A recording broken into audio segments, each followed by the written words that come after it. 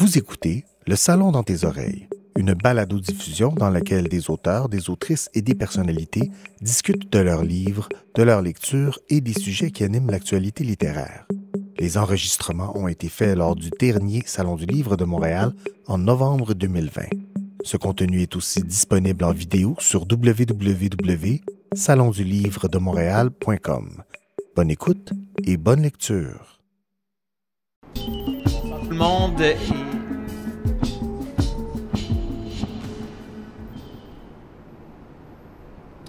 Après ce faux départ, un vrai bonsoir tout le monde. Bienvenue dans cette discussion, dans ce Salon du Livre. Probablement, on se souhaite qui va demeurer pendant longtemps le plus étrange Salon du Livre auquel on va avoir assisté. Je pense que je parle au nom de tout le monde ici ce soir. Mon nom est Mathieu Dugal et je suis vraiment très honoré d'être ici pour discuter de ces parcours féministes absolument fascinants, des regards croisés sur le féminisme dans différentes carrières, des femmes qui témoignent de cette carrière, des femmes qui donnent la voix à d'autres femmes et une réflexion aussi sur le féminisme en temps de relations internationales, d'échanges, de capitalisme également. Bref, une discussion qui s'annonce absolument passionnante et je commence tout de suite avec notre première invitée qui vient d'écrire donc son autobiographie, Christine Saint-Pierre, politicienne bien connue. Bonsoir Christine. Bonsoir. Vous avez été journaliste à Radio-Canada, on vous a connu comme courriériste parlementaire, vous avez été correspondante aussi de Radio-Canada à Washington pendant un temps, courriériste à Québec et à Ottawa et donc ex-ministre de la condition féminine entre 2007 et 2012. Vous avez aussi été ministre des Relations internationales du Québec. Et vous faites partie aussi, Christine Saint-Pierre, d'une opposition, en fait, d'un caucus. C'est une première dans l'histoire du Parti libéral où il y a une majorité de femmes. Vraiment, plein de choses à dire. Et d'ailleurs, vous documentez vraiment abondamment votre parcours. Alors, bonsoir, bienvenue parmi nous, Christine. Très contente d'être ici. On a Rima El-Khoury aussi, autre figure bien connue des médias du Québec. Bonsoir, Rima. Bonsoir. Vous êtes chroniqueuse, journaliste à la presse. Vous êtes là depuis le 10 septembre 2001. 10 septembre 2001. Et d'ailleurs, ça a orienté aussi presque votre arrivée dans le monde parce que vous avez signé un recueil de chroniques Pas envie d'être arabe, d'ailleurs, qui faisait référence à votre catégorisation. Oui, c'est ça. Le 10 septembre, j'étais chroniqueuse et le 11 septembre, je suis devenue chroniqueuse arabe. Voilà, voilà. Et donc, vous signez, en fait, vous donnez la voix à une militante, donc, dans ce livre. Je vais reprendre la graphie parce que je vais me tromper. Shaparak Shahrazi. Je savais que je me tromperais. Shajarizadeh, voilà, militante iranienne des droits des femmes, qui est ici d'ailleurs au Canada. Qui vit à Toronto, en exil à Toronto. Et donc, vous lui donnez voix parce que c'est vraiment par votre écriture qu'elle raconte son histoire. On va y revenir. Une histoire qui est assez incroyable. Et aussi, on voit le livre ici en avant. Vous êtes autrice d'un roman qui a été dédié justement à une grande femme dans votre vie, votre grand-mère. Oui, et donc, Mana. Et c'est en hommage à la Teta, hein, comme vous l'appelez. Oui, Teta, c'est grand-mère en arabe, oui. Voilà, ben, on y reviendra. Bienvenue.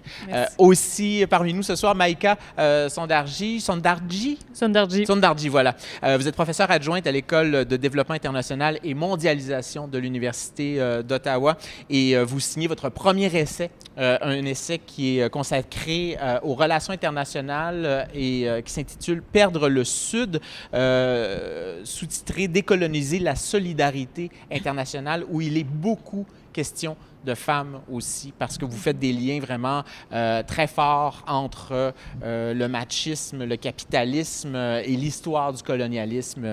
Vraiment d'une discussion croisée qui, j'en suis certain, sera vraiment très intéressante. Mais avant d'aller plus loin, moi, je veux qu'on parle du creuset familial qui vous a vu grandir. Parce que dans les trois cas, mais évidemment pas dans le livre, votre dernier livre, Rima, mais votre roman, vous parlez justement beaucoup de votre grand-mère.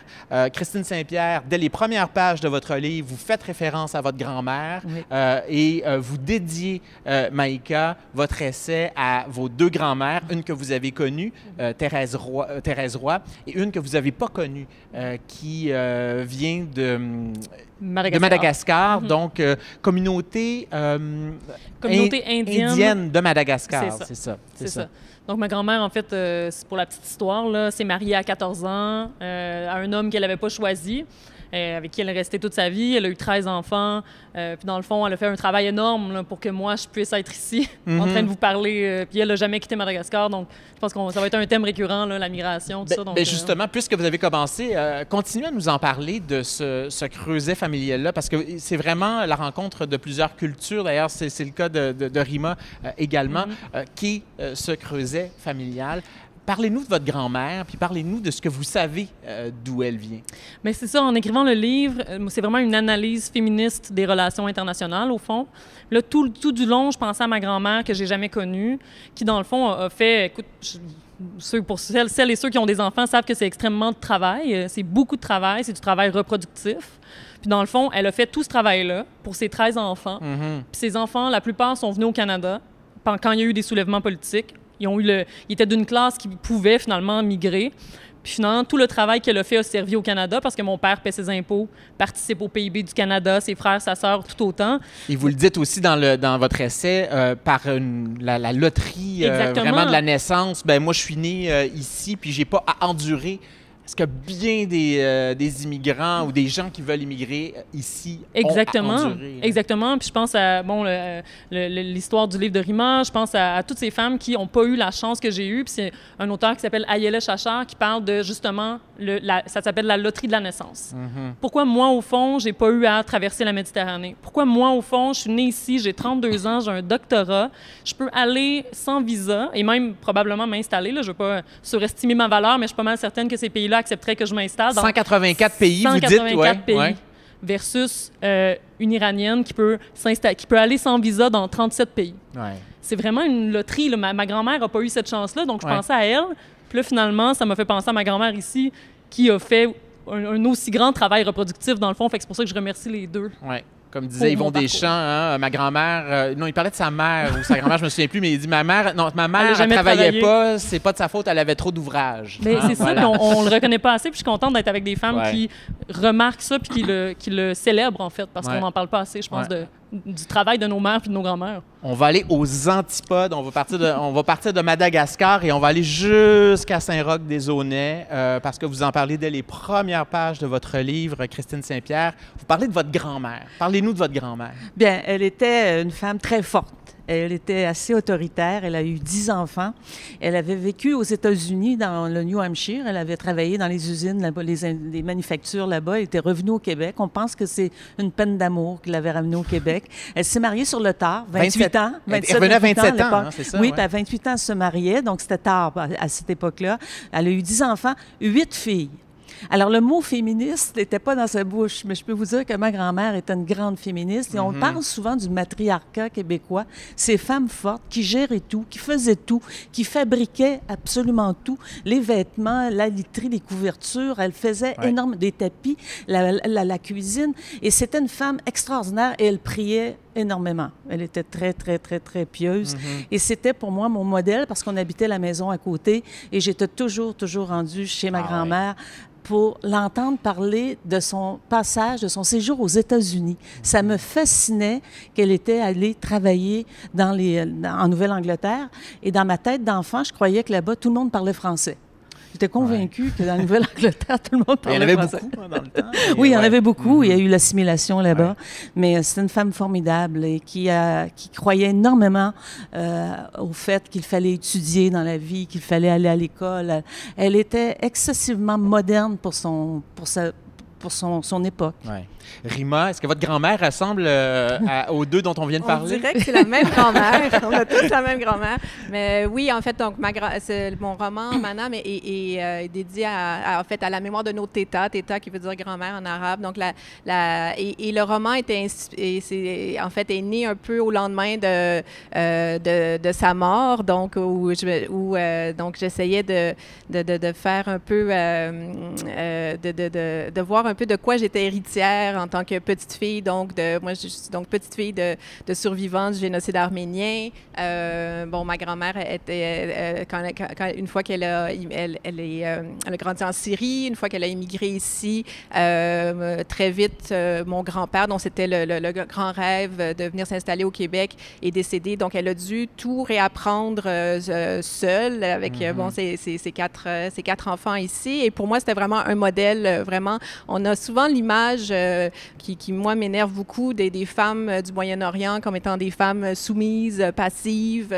Et alors que moi, les modèles que j'ai autour de moi, c'est vraiment des battantes. Et sur la couverture du livre, en fait, c'est mon arrière-grand-mère, Philomène, qui, elle, donc survivante du génocide arménien, son mari et son fils ont été égorgés devant elle en 1915, a dû fuir, parti dans le désert du sud de ce qui est aujourd'hui la Turquie jusqu'à Alep en Syrie. Un courage extraordinaire. Ouais. Et sur la photo, on la voit avec son premier petit-fils, à Alep, dans les années 20, 1927, je crois.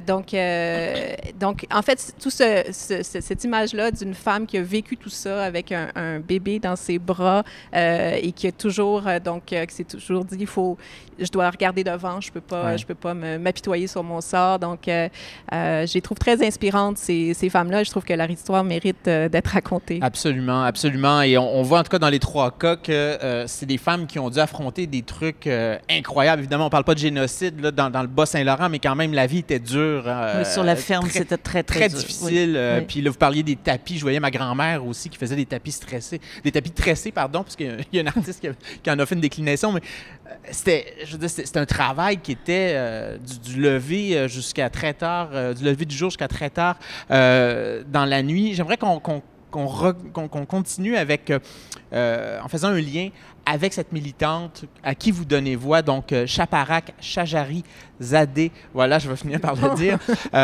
On a l'impression que, en tout cas, on regarde vos grands-mères. Elles ont travaillé, ça a fait avancer la cause des femmes dans bien des endroits dans le monde, ici au Québec, au Moyen-Orient, à Madagascar.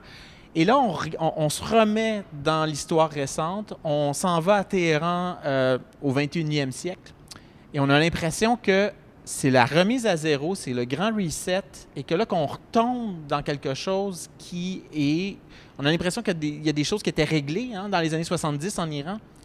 Et là, ce n'est pas du tout le cas. Avez-vous l'impression qu'elle est face à ça, cette militante à qui vous avez donné la voix? Oui, en fait, c'est sûr que là encore, quand on parle de l'Iran, on a cette idée que de femmes qui n'ont jamais eu aucun droit et qui sont dans un état de soumission depuis toujours. Or, ce n'est pas le cas. Donc, Shaparak Shajarizadeh, dont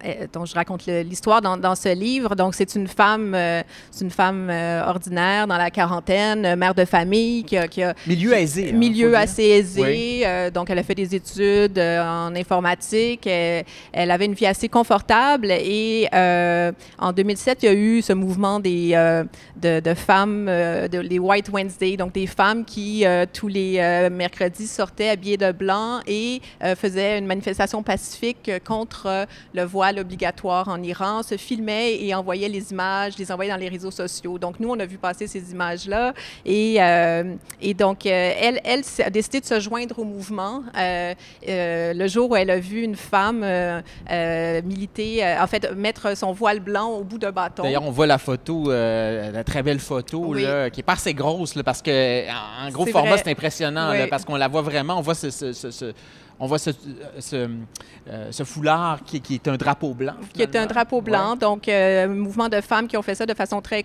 courageuse, qui sont sorties dans la rue, se sont filmées, envoyaient des vidéos, des photos qui étaient diffusées dans les réseaux sociaux. Et très vite, fait, donc, elle s'est embarquée là-dedans. C'était plus fort qu'elle. Elle se disait, oui, c'est au-delà de la question du voile obligatoire, c'était plus largement sur les droits les droits des femmes en Iran. Pourquoi des inégalités aujourd'hui, en 2020? Et donc, elle s'est fait arrêter une première fois, une deuxième fois, une troisième fois. Elle a été envoyée en prison. Et là... Battue. Elle a été battue, torturée dans des conditions épouvantables dans les prisons iraniennes et a finalement fait face à un choix impossible, c'est-à-dire c'était la prison ou l'exil parce qu'elle a été condamnée pour avoir simplement participé à cette manifestation pacifique. Elle a été condamnée à 20 ans de prison donc c'était la prison ou l'exil. Et donc elle est partie clandestinement jusqu'à la frontière turque en Turquie et de là elle est venue au Canada. Donc c'est incroyable. En fait, on raconte ça puis on se dit ça doit être il y a 100 ans, mais non, c'est tout à fait, c'est maintenant, aujourd'hui. Et c'est surtout aussi de voir parce qu'elle en parle, parce qu'elle parle notamment de cette chanteuse qui est devenue presque une persona non grata, Gougouche. Oui, Gougouche, oui. Et en Iran, on a vu ce ressac-là, mais dans une vie, à l'intérieur d'une vie là, très courte, là, même des gens là, qui avaient quelques dizaines d'années l'ont vu, ce recul-là, parce que dans les années 70, c'était très libéral, là, ce pays, là, jusqu'à la révolution du oui, chat. c'est ça. Bien, toutes les femmes de cette région du monde en parlent. Ma mère elle-même, qui a quitté la Syrie en 1967, donc elle était à l'université en génie, c'était pas... les droits des femmes n'étaient pas aussi... rien n'était acquis comme ça pouvait l'être ici, mais quand même. Donc, il y a eu une régression inquiétante. Et comme il s'agit des femmes, ben, ce sont des batailles qui sont toujours plus longues, qui désintéressent souvent les gens, parce que on sait que les vraies affaires, ce sont les affaires des hommes. Donc, c'est un peu la double peine. On est à la fois femme et on fait partie donc d'un pays où il y a de la répression. Oui. J'aimerais vous entendre là-dessus, Christine Saint-Pierre, parce que vous avez été ministre des Relations internationales. Vous dites d'ailleurs, le dernier mot de votre livre, là, c'est « Je reste indéniablement libéral et féministe ». Ce sont vraiment les deux derniers mots. Quand on est ministre féministe, qu'est-ce qu'on a comme latitude face à des situations comme celle que vient de décrire Rima? Bien, dans les forums internationaux, évidemment, on peut s'exprimer, puis le Québec fait partie de l'Organisation internationale de la francophonie. Alors, c'est un endroit où le Québec est membre à part entière. Donc, on peut faire avancer des dossiers. On l'a fait, puis on continue de le faire, j'espère, mais on l'a fait dans le message qu'on a porté, parce qu'on arrive, évidemment, dans des sommets ou dans des rencontres avec des personnes, des personnalités, des homologues qui viennent de pays différents, puis qui ont des valeurs peut-être différentes, mais en même temps, on se rejoint sur beaucoup de sujets. Et pour les femmes à l'international, je pense que les forums sont extraordinaires. Et moi, ça m'a fait vraiment découvrir à quel point on a une communion de pensée, puis on veut faire avancer la cause des femmes. Et c'est ça qui est absolument, absolument fantastique. Donc, moi, je me dis... ce mouvement des femmes qui est mondial, bien, il doit se poursuivre, il doit se continuer parce qu'il n'y a rien d'acquis. Les acquis sont très, très fragiles. Alors, dans ces questions-là, comme ministre des Relations internationales, bien évidemment, c'est des dossiers sur lesquels j'ai travaillé très fort. Puis, comme ministre de la Culture, bien aussi, la voix du Québec à l'international est forte, puisque nous avons évidemment des artistes qui sont extraordinaires, qui rayonnent partout dans le monde. Et ça fait c'est de la aussi, diplomatie et ça culturelle, aussi, ça fait rayonner le Québec. Et la diplomatie culturelle, j'y crois énormément, parce que ça ouvre plein de portes. Je voudrais vous entendre là-dessus, puis je sais que vous avez une position très critique par rapport à ce dont vient de parler Christine Saint-Pierre, Maïka.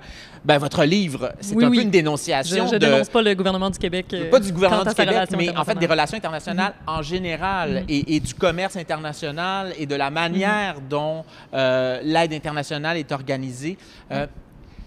Est-ce que les relations internationales sont macho? L'ordre international, les relations internationales sont sexistes. Sont racistes. Il y a un racisme systémique quand on pense à l'ordre international. Puis je pense qu'on se rejoint plus que vous le pensez, je pense, parce que en fait, Je pense qu'au Bon, Québec, je on la a chicane, ça marchera pas. Non, c'est ça, t'essayes, mais au contraire, moi, je pense qu'on est tous d'accord que le Québec est une voie progressiste qui a peut-être pas sa voix suffisamment à l'international, mais il y a des pays qui, effectivement, le Canada, contrairement à d'autres pays, mais dans d'autres domaines, pas nécessairement, mais oui, il y a des relations d'inégalité. C'est pas normal que au bas de l'échelle dans le monde, dans le groupe des gens les moins riches et les plus démunis, se trouvent majoritairement des femmes racisées, et qu'au top de la pyramide, ce soit exclusivement des hommes blancs. Puis ça, il faut comprendre, je parle de relations internationales, mais ces femmes-là ou ces inégalités, cette marginalisation-là est ici aussi. Dans comment on accueille les personnes immigrantes, dans comment, par exemple, on va dans des hôtels. Je suis allée dans les Laurentides avant la pandémie. Toutes les femmes qui lavaient mes draps étaient des femmes du Guatemala. Alors que moi, je donnais une conférence devant des gens principalement blancs. Donc, c'est toutes des relations que... C'est comme si on n'avait pas un pouvoir direct, mais dans le fond, on en a un. C'est juste qu'on ne le réalise pas. Puis je pense que c'est ce que j'essaie de faire, de juste parler de ça, de ces inégalités-là. Encore dans le devoir, c'était hier, aujourd'hui, on avait des histoires de ces femmes mexicaines d'origine autochtone qui font justement ces travaux-là. Errêtant, ils vont laver des épiceries puis elles ne se font pas payer. Exactement, mais c'est l'histoire de Mamadou. L'histoire de Mamadou Konaté, qui est de la Côte d'Ivoire récemment, qui a été mis en lumière par des députés, qui s'est fait refuser le statut de, je ne sais pas c'est quoi le terme technique, là, mais bon, le statut de réfugié va être renvoyé chez lui, alors que en période de pandémie, c'est un des premiers à s'être déplacé dans les CHSLD. Il a travaillé des semaines, il a attrapé la COVID. Il est retourné chez lui, il a suivi l'appel du gouvernement de M. Legault, il est retourné dans les CHSLD. Et là, finalement, on l'a enfermé dans une prison pour migrants parce qu'il n'a pas gagné à la loterie de la naissance, alors qu'il a tellement donné. Moi, dans le fond, j'essaie de voir, ce système méritocratique-là, comment est-ce qu'on pourrait juste le réaliser qu'il est méritocratique puis qu'il est vraiment inégal, dans le fond. Oui, mais les sujets se rencontrent comme la semaine prochaine, mercredi, je vais faire un sommet virtuel, malheureusement, aux Nations Unies, sur la violence conjugale. Et les sujets, la violence conjugale, c'est partout dans le monde. Et on va échanger sur ce thème-là. Puis on va parler des relations de couple, et dans le cadre de la pandémie, dans le cadre de la COVID, les femmes sont vraiment vulnérables parce qu'on parle évidemment d'isolement, on parle de perte d'emploi, on parle de violence à la maison puisque le stress est là, les pertes de revenus. Et ça, évidemment, la pandémie va accroître ces inégalités-là. On le voit, on le constate, puis on va faire des reculs par rapport à ce qu'on avait auparavant. Et il va falloir être très alerte, puis très proactif.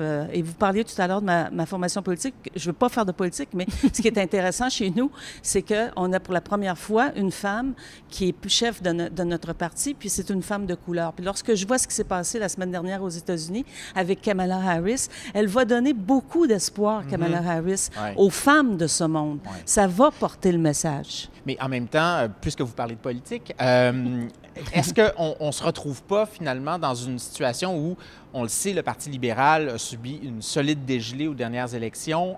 Jusqu'à cette solide dégelée-là, c'était des hommes blancs qui étaient... Le premier conseil des ministres paritaire au Canada, c'est Jean Charest qui l'a créé en 2007. Est-ce que c'est encore difficile pour les femmes, justement, d'avoir cette place-là? Parce qu'on sait que les comtés sûrs, historiquement, on les donnait davantage à des hommes. Et là, vous êtes dans un parti qui est en reconstruction. C'est bien, là, vous avez une majorité de femmes au caucus, mais c'est quand même dans un parti où ça ne va pas nécessairement très bien. Il n'y a rien de gagné pour les femmes, quel que soit le parti politique. Et on voit que des femmes sont écartées plus rapidement lorsqu'elles sont faibles que des hommes dans certains conseils des ministres présentement. Mais je pense que les femmes ont fait énormément de progrès et il faut qu'elles en fassent encore. Si les femmes ne s'investissent pas dans les partis politiques, sur la scène politique, les choses n'avanceront pas. On ne peut pas laisser les hommes décider à notre place. Et il faut s'investir. C'est difficile, c'est dur, c'est un jeu d'hommes. C'est vraiment un jeu d'hommes, la politique, mais il faut absolument qu'on comprenne que c'est en y allant et en s'investissant qu'on va changer les choses. Moi, j'aimerais qu'on parle du regard qu'on porte sur nous dans notre relation comme société, dans notre relation aux femmes. Et on a souvent, et vous en parlez souvent, Rima, dans vos chroniques, on se voit ici comme un endroit où, justement, les droits des femmes, ben, c'est important pour nous. Puis nous, ici, on est vraiment des gens qui sont ouverts à ça. Et quand on dit, justement, aux communautés immigrantes, aux immigrants qui arrivent, ben, ça va marcher comme chez nous, comme on veut que ça fonctionne ici. Et pourtant, dans votre livre, Christine Saint-Pierre, des anecdotes qui font vraiment lever le poil, les cheveux sur la tête de machisme incroyable. Il y en a vraiment beaucoup. Je vais en prendre seulement un. Je veux que vous nous racontiez l'histoire du juge bienvenu parce que vous la racontez très bien, cette histoire-là.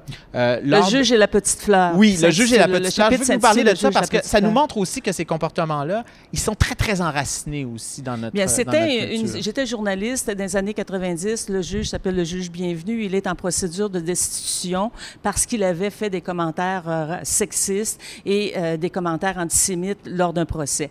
Et ce juge-là est en processus de destitution. Le procès a lieu à Québec et un ami avocat m'a dit sa secrétaire a eu des problèmes avec lui. Il a été vraiment goujat avec elle. Elle pourrait te raconter l'histoire. J'appelle la secrétaire ne veut pas me parler, me raccroche la ligne au nez. Je suis en train d'écrire ce chapitre-là en septembre l'année dernière et je reçois un courriel d'une dame qui me dit je suis certaine que vous ne vous souvenez pas de moi. J'étais la secrétaire du juge bienvenu. J'en ai encore des frissons. Et elle dit, j'ai besoin de parler. J'ai 70 ans, il faut que je parle avant de mourir. Et là, elle m'a raconté son histoire que je connaissais parce que l'avocat me l'avait racontée. Elle me raconte son histoire. Et ça a été pour elle une libération. Mais racontez-nous son histoire, parce que c'est quelque chose, là. On parle bien, vraiment... Le juge exerçait ses fantasmes sur sa secrétaire. Il lui suggérait d'aller au cinéma, de s'asseoir à côté d'un garçon, mettre sa main sur les organes génitaux du garçon. Il lui suggérait d'aller sur la plage lui, il serait déguisé en chauffeur, puis elle serait en bikini. Il la faisait parader devant les avocats dans la salle de cours. Il insistait pour qu'elle porte telle couleur de chaussures, des bas, la coiffure. Et il contrôlait sa vie avec ses fantasmes. Mm-hmm. C'était abominable. Cette jeune femme qui venait d'une famille très, très difficile. Là. Oui. Elle a eu une enfance difficile. C'était pas quelqu'un qui allait sortir là, pour dénoncer. Là. Elle n'était pas capable à l'époque. Mm-hmm. Puis moi, j'avais voulu faire son histoire. Mais à ce moment-là, c'était très difficile parce que qui aurait cru cette femme-là? Le juge était omniprésent dans sa vie. Alors, je ne veux pas prendre tout le temps de mes collègues. Et ça n'a pas empêché, je voudrais juste terminer avec cette anecdote-là, parce que vous dites, donc à la fin du procès, ce procès s'est d'ailleurs terminé de façon presque hallucinante. Dernier témoin à comparaître, Jean Bienvenu lui-même. En réponse aux questions d'Yves Fortier, il affirme qu'il est toujours profondément convaincu de ce qu'il a dit à propos des femmes, qu'il s'agit donc que les femmes pouvaient s'élever vraiment très, très haut, mais quand elles s'en allaient dans des bassesses, c'est les plus grandes bassesses qu'aucun être humain pouvait... en fait, il avait dit que les femmes étaient pires quand elles descendent dans les bassesses que les nazis dans les camps de concentration. Voilà. Et donc, il est toujours profondément convaincu de ce qu'il a dit à propos des femmes, qu'il s'agit de vérités qui n'ont pas d'âge. Et donc, moi, je regarde comment nous, on aime se regarder dans le monde en disant, mon Dieu, on est tellement évolué, puis on est tellement rendu ailleurs. Qu'est-ce que vous pensez de ça, Rima, quand vous entendez ces histoires-là? Quand on veut, je dis collectivement, là, montrer au monde que nous, les femmes, on les respecte.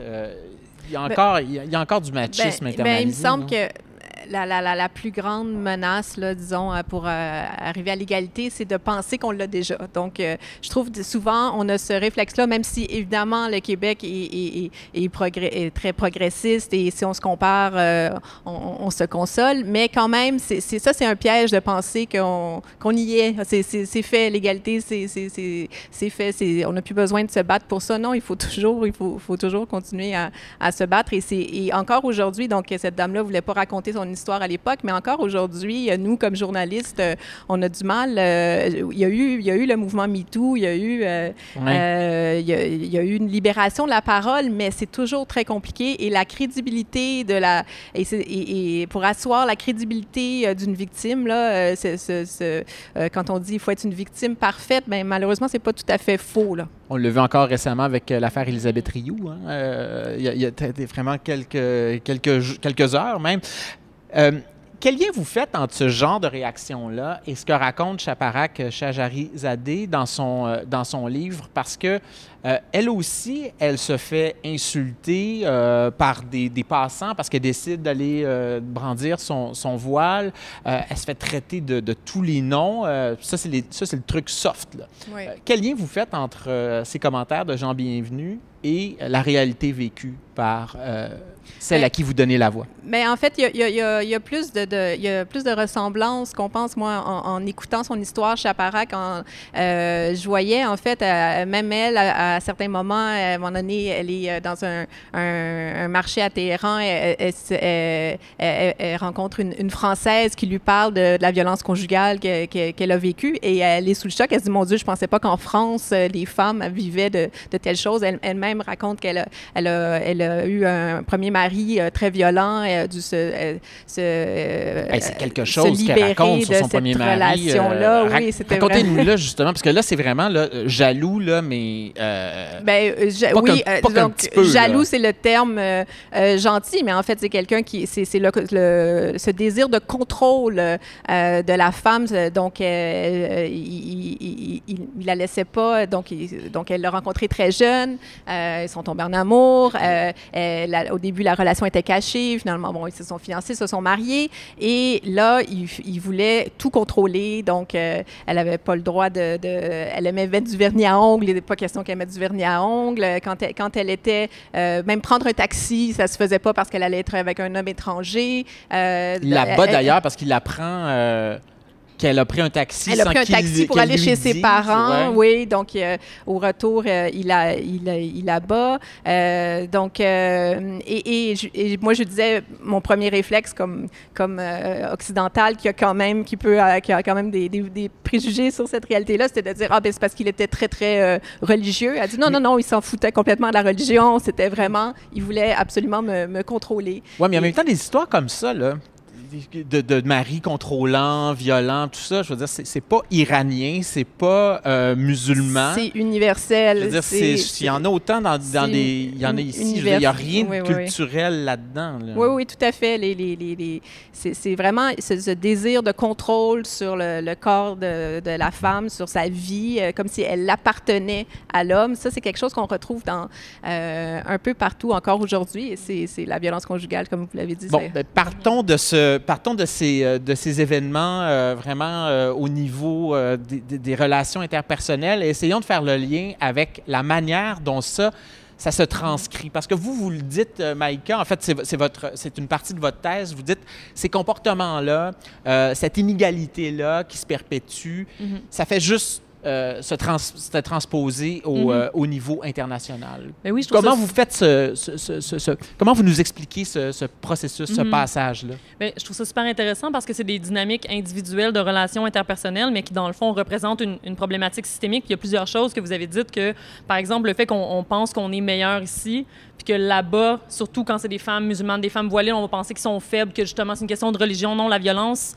c'est propre aux relations hommes-femmes. C'est systémique. Puis moi, dans le fond, ce que j'essaie d'amener, c'est comment ça se déploie dans les relations nord-sud. Puis les relations nord-sud, ça inclut des populations autochtones ici, par exemple. Ouais. Puis si on passe là, au niveau systémique, c'est pourquoi est-ce qu'il y a 5 % de femmes autochtones dans la population canadienne, mais elles représentent 25 % des milieux carcérales féminins. Ce genre de dynamique-là, pourquoi elles vont moins se faire croire quand elles vont dénoncer la violence conjugale? Pourquoi est-ce que des femmes migrantes vont moins, les plaintes vont moins aller jusqu'à l'enquête? Donc, toutes ces dynamiques-là qui, dans le fond, nous prouvent qu'à la fois, on est dans le même bateau, mais à la fois, il y en a qui sont dans des yachts, puis il y en a qui sont dans des radeaux. Au sens où il y a des choses qui nous rejoignent, puis il y a des choses qui nous éloignent. Vous prenez l'exemple notamment de la catastrophe du Rana Plaza au Bangladesh comme une manière d'exemplifier ça. Parlez-nous de cette chose-là, puis pourquoi ça sert d'un bon exemple, selon vous, pour expliquer cette inégalité? Ça, c'est une inégalité dans le monde qui fait que les femmes sont principalement dans les industries les moins bien payées. Et ça, c'est pas seulement au Québec, c'est aussi au niveau là, des inégalités dans le monde. Et ils vont dans les industries moins sécurisées. Puis quand c'est des multinationales, et là, il y a toujours une partie de relations internationales. Quand c'est des multinationales, on va moins les obliger à avoir des règles, par exemple, sécuritaires élevées. Et là, Rana Plaza, ce qui est arrivé, c'est une usine qui, des ONG dénonçaient que c'était pas assez sécuritaire. Ils avaient construit des étages là, supplémentaires au-delà de la limite. On laisse faire. C'est que des femmes dans l'usine. Et finalement, là, à un moment donné, il a fallu que les femmes... Il a fallu arrêter l'usine quelques jours. Les gens de la multinationale ont dit non, il faut revenir au travail. Ils sont revenus au travail 2 jours plus tard. Tout s'écroule. Des centaines de femmes sont décédées. 1100 morts à peu près? Là, à peu près. Et notamment parce que pour empêcher les femmes de sortir, on barrait les portes de ces usines-là. Et je dis, bon, barrait, mais ça se passe encore. Des usines où on force les femmes à faire des tests de grossesse avant d'arriver parce que tu n'as pas le droit d'être enceinte, sinon tu perds ton travail. Toutes sortes de choses qui sont non seulement tolérées, mais qui sont permises. Parce que quand nos compagnies s'en vont à l'international, on impose moins de règles que si elles étaient ici. Donc, c'est pour ça, dans le fond, ces vies-là valent tout autant que nos vies à nous, que la vie de ma grand-mère qui travaillait, qui faisait des ménages, que la vie de vos grands-mères. Donc, c'est cette différence-là, je pense, dans comment on se voit par rapport aux autres, comment nous, on est modernes, mais qu'eux, on les déshumanise. Puis à la fois là-bas, mais à la fois ici avec les femmes autochtones, à la fois avec l'histoire de Maïté, ce qui est arrivé cette semaine, Maïté Saganache qui s'est fait insulter de toutes parts parce qu'elle a parlé d'une manière en plus extrêmement brillante.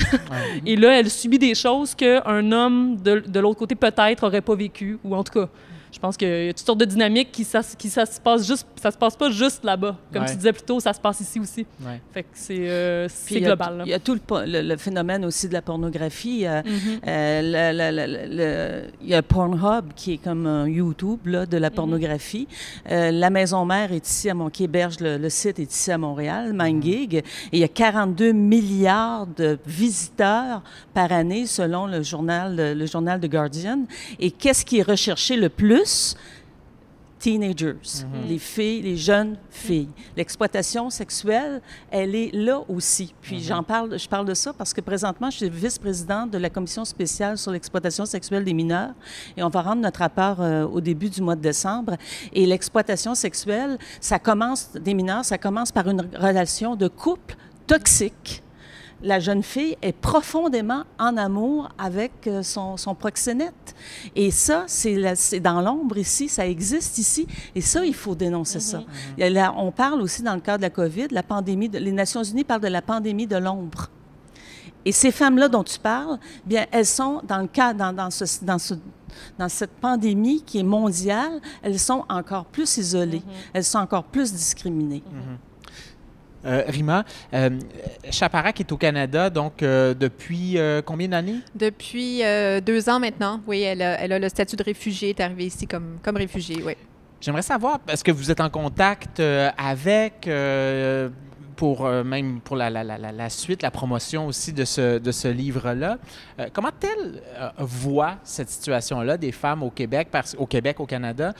Parce que pour bien des femmes dans le monde, c'est un havre de paix. Même, on le sait, c'est pas parfait, mais moi, je voudrais savoir comment elle voit cette situation des femmes ici. C'est drôle parce que quand elle est arrivée ici, donc on parlait beaucoup de tout ce débat autour du voile, de la loi sur la laïcité. Donc, elle s'est fait beaucoup poser la question parce qu'elle s'est fait arrêter, envoyer en prison parce qu'elle manifestait contre le port du voile obligatoire. Et donc, on lui demandait ce qu'elle en pensait. Est-ce qu'il faudrait que ça soit banni ici?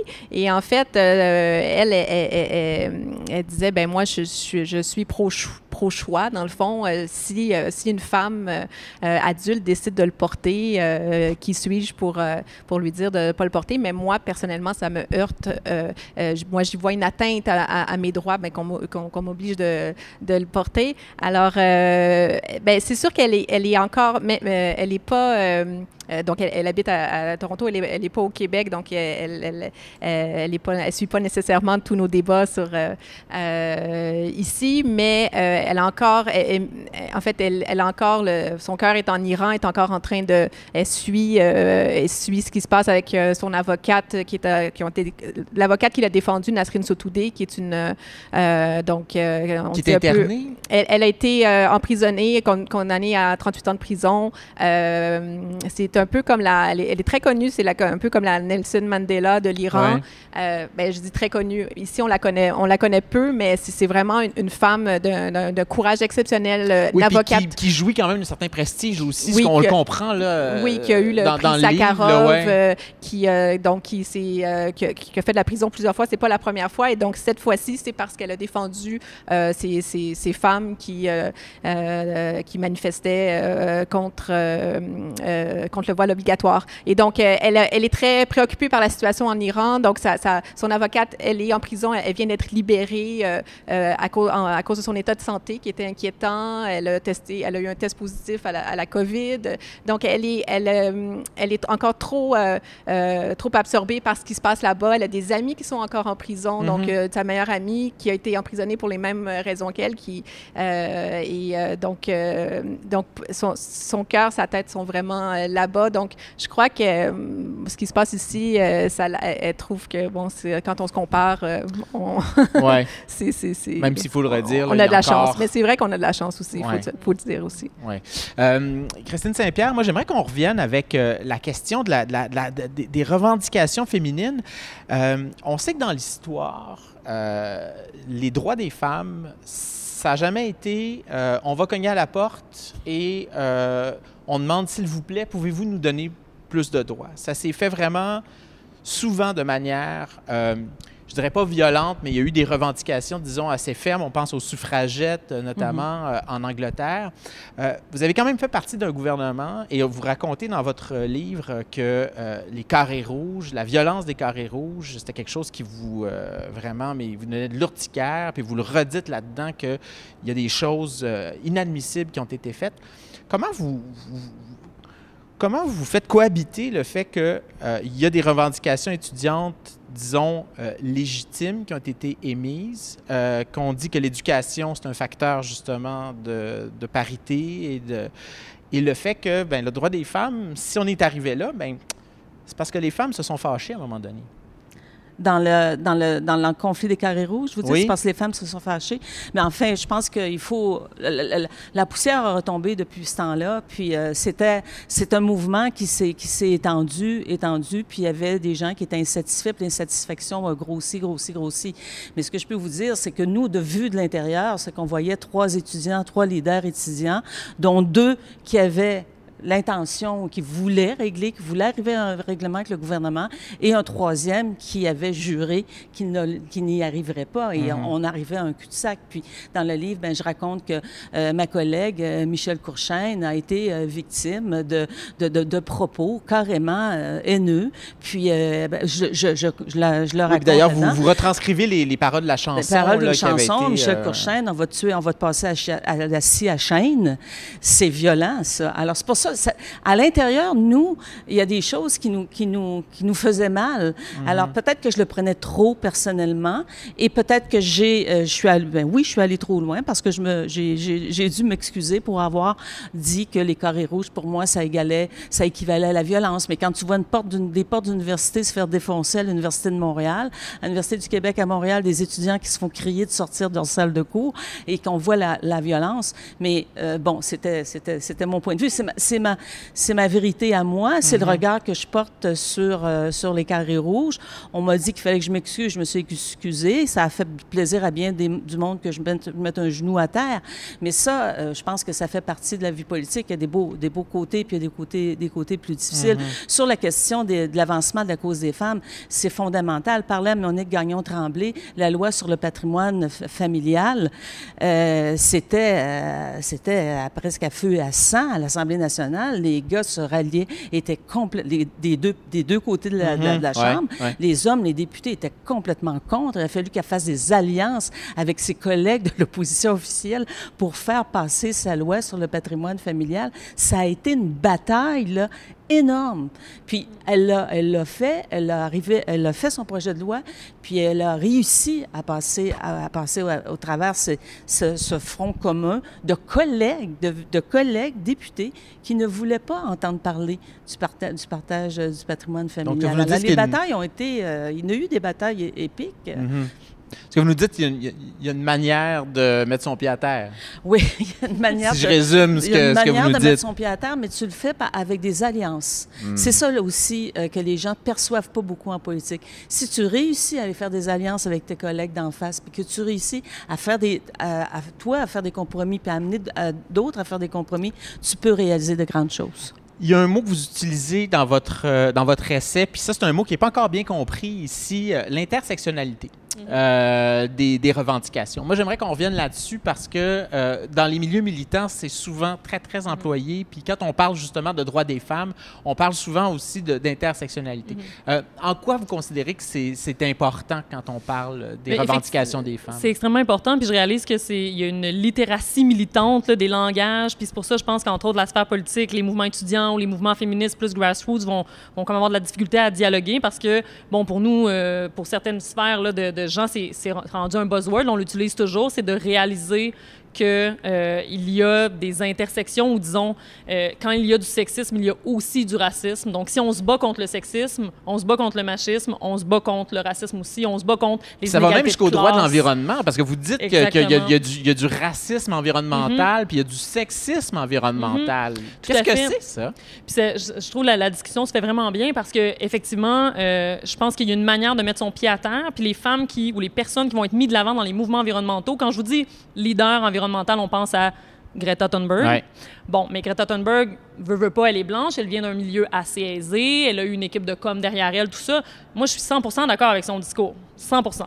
Mais qui a entendu parler de Autumn Pelletier? Qui a entendu parler de Nakate, la jeune militante qui était avec Greta Thunberg dans un événement qui avait été une militante ougandaise qui avait été coupée de la photo. Je ne sais pas si vous vous souvenez là, de cette anecdote-là où là, on a gardé les 3 jeunes femmes blanches derrière les montagnes suisses et la militante ougandaise, elle avait été coupée. Qui a entendu parler de Maxima, la militante environnementale autochtone en Bolivie qui se bat contre des multinationales depuis 15 ans, qui est allée jusqu'à la Cour suprême parce qu'ils veulent lui voler sa terre, polluer les eaux. Donc, il y a toutes sortes de mouvements dont on n'entend pas parler. Et le racisme, le sexisme, c'est dans tous les milieux. Puis celles qui vont moins correspondre à l'image qu'on entend d'une grande féministe ou d'une grande environnementaliste, bien, elles vont être mises de côté. Puis quand tu parlais de la colère, puis les femmes racisées, souvent, se font dire qu'elles sont fâchées parce qu'on a une vision de ces femmes-là, comme dès qu'elles haussent le ton. Et ça, dans tous les milieux, là, je pense, la chef du Parti libéral, ça doit être un cas aussi. Dans le milieu des médias, ça se fait dire aussi, je parle beaucoup avec Noémie Mercier, que ces connaissances-là, par rapport à ce milieu-là, c'est dans l'académique. Quand on parle fort, mais c'est complètement faux. Les femmes racisées ne parlent pas plus fort, mais quand on parle, on est moins écouté. Donc, à un moment quand on parle à ton normal, on ne nous entend pas, donc il faut élever le Exactement. Donc, c'est difficile. C'est plus difficile pour des gens qui ne sont pas dans les sphères de pouvoir ou qui n'ont pas ce pouvoir-là. Puis souvent, malheureusement, la seule option, c'est de parler plus fort ou d'user de violence parfois. Là, je dénonce absolument le sexisme là, dans les mouvements militants ou étudiants, mais à un moment donné, il faut pousser. Mais en même temps, des fois, ce lien-là dans la cause puis dans le front commun, il ne se fait pas. Et Chaparrac, elle le dénonce notamment dans ce qu'elle vous a raconté, parce qu'elle dit, moi j'aurais eu le goût là, que toutes les femmes iraniennes ou que beaucoup plus de femmes iraniennes viennent avec nous dans la rue puis viennent enlever leur foulard, parce qu'elle le dit, elle dit, ils ne pourraient pas toutes nous interner il n'y a pas assez de place. Là. Je veux dire, tu ne peux pas mettre plus les prisons seraient pleines très rapidement. Est-ce que les femmes sont assez solidaires entre elles? C'est les femmes. Moi, je trouve qu'on pose toujours cette question-là en parlant des femmes. Les femmes, entre elles sont... mais pourquoi on ne pose jamais la question pour les hommes? Dans le fond, je pense pas que les femmes sont moins... si je devais... J'ai pas d'études scientifiques là-dessus, mais moi, j'ai l'impression que souvent, ou en politique, entre autres, je vois plus de solidarité transpartisane, par exemple, des initiatives transpartisanes. C'est souvent des femmes... donc, cette idée qu'il y a une guerre entre femmes, je pense que c'est basé sur quelques siècles de clichés, de stéréotypes. Mais quand même, les femmes, elles ne sont pas sorties dans la rue. Il n'y en a pas beaucoup qui sont sorties dans la rue. Oui, c'est vrai, mais vous avez vu à quel prix? Je veux dire, moi, j'écoutais son histoire, puis je crois qu'après la première arrestation, moi, je serais rentrée chez moi. Ça prenait un courage incroyable pour affronter ça, se faire envoyer en prison. On a menacé de la pendre et sachant ce qui se passe en Iran, c'est pas juste une menace lancée en l'air. Ouais, oui, en fait, je pense c'est difficile de juger celles qui choisissent de ne pas prendre ce risque-là parce qu'il y a beaucoup à perdre, évidemment.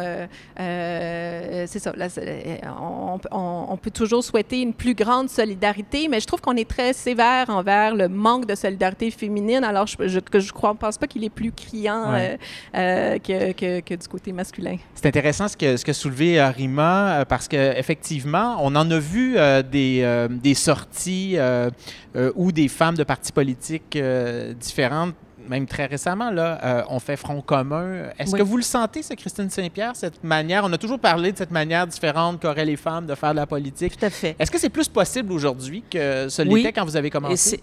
Oui, parce qu'il y a plus de femmes à l'Assemblée nationale. Donc, ça change l'atmosphère, ça change la donne. C'est une nouvelle génération aussi. Les femmes de ma génération, on faisait énormément on était, je dirais, on voulait avancer, puis oui, on ne travaillait pas en équipe. Les femmes de ma génération ne travaillaient pas en équipe. C'était de vouloir avancer dans la carrière et d'être ambitieuse, puis de vouloir défoncer le plafond de verre. Mais on ne comptait pas sur les autres pour nous aider à le faire. Je trouve que ça a changé. Mm-hmm. Je pense que les plus jeunes femmes travaillent plus en équipe et ensemble. Et c'est ça que vous voyez à l'Assemblée nationale. Les femmes sont plus jeunes, c'est une autre génération, et elles saisissent à quel point cette solidarité-là va être gagnante en bout de ligne. Et ça, moi, ça me réjouit énormément parce que c'est ça qui va faire avancer encore plus la cause des femmes. Est-ce que les femmes sont solidaires? Qu'est-ce que les femmes vous disent quand elles lisent ce livre-là, les femmes d'ici, les Québécoises, les Canadiennes? Quelles sont leurs réactions? Il est sorti il y a très peu de temps. J'ai pas eu beaucoup d'échos. Les premiers échos que j'ai eus, des gens sont vraiment admiratifs devant le courage incroyable de cette femme. Donc aussi admiratif que je l'ai été moi-même en recueillant son témoignage. Je pense qu'il faut arrêter de dire de quelqu'un qui a des couilles, là, c'est comme ça prend des ovaires. Oui, des ovaires en béton là, pour faire ce qu'elle a fait. Là. Ouais. Oui, donc je trouve que c'est inspirant. C'est inspirant pour nous, même si les combats sont différents ici. Elle a été, d'ailleurs, Chaparac a été nommée sur la liste des 100 femmes les plus inspirantes du monde de la BBC et c'est tout à fait mérité. Oui, c'est très inspirant pour tout le monde, hein, hommes et femmes confondus. On va aller à quelques questions du public maintenant. On a une question pour vous, Maïka, c'est Laurie Trottier qui vous la pose. Ce serait quoi les premières étapes ou le cheval de bataille le plus important pour une transition plus juste des relations internationales? Est-ce qu'on a une heure pour... On va faire 2 minutes, mettons. Faites voiler l'esprit de concision. Pour les académiques, c'est difficile.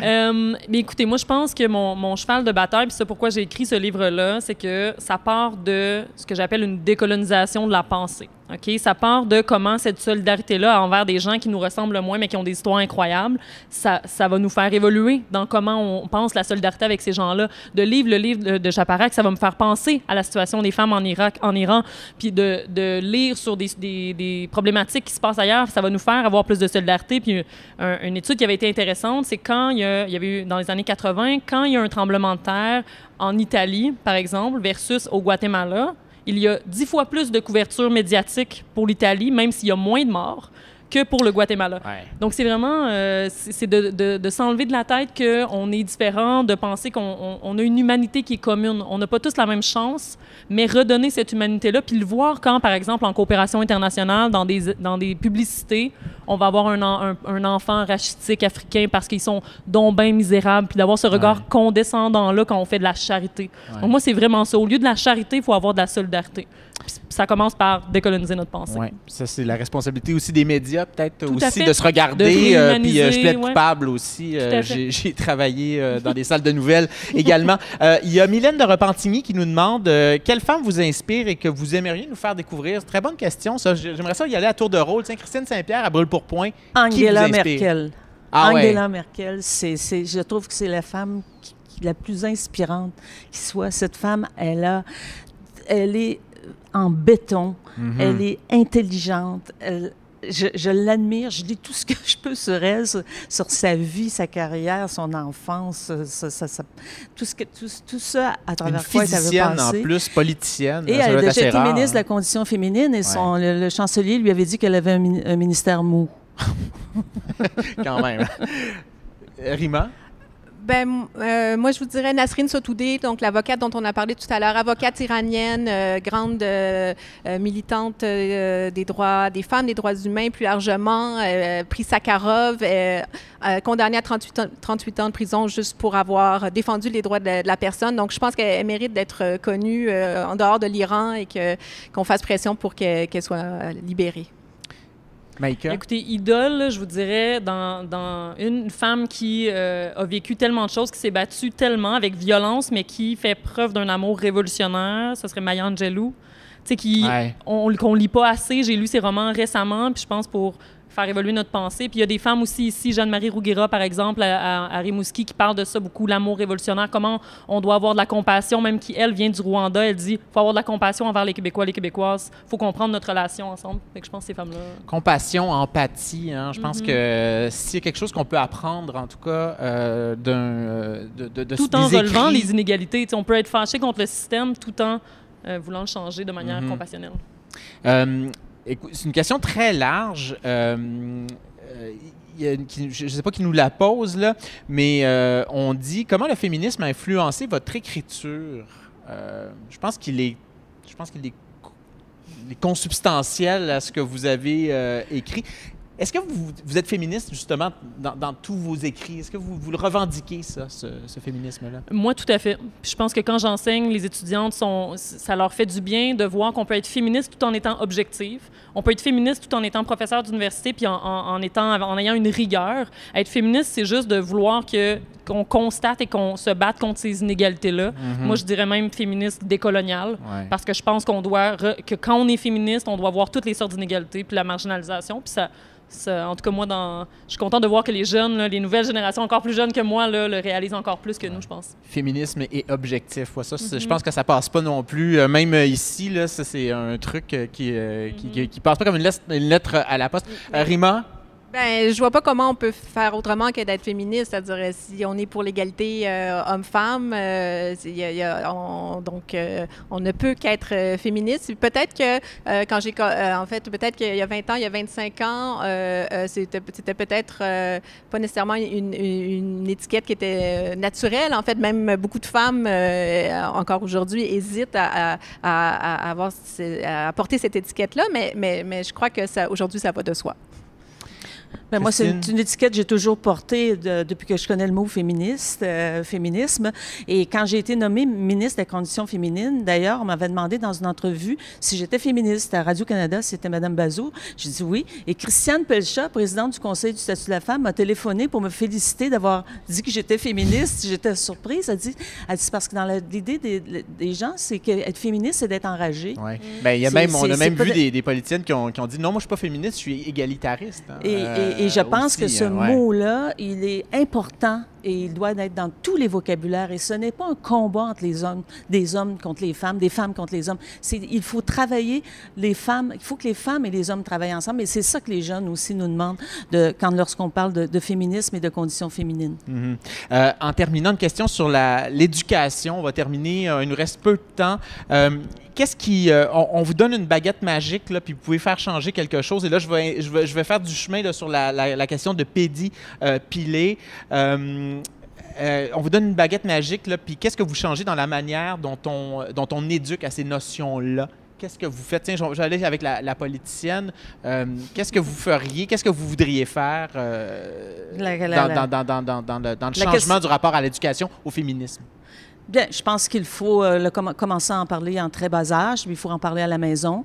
Puis moi, je dirais, je veux dire aussi que mon livre, parce qu'on parle d'éducation, c'est Paul Gérin-Lajoie, la Fondation Paul Gérin-Lajoie qui va avoir les droits d'auteur, mes droits d'auteur.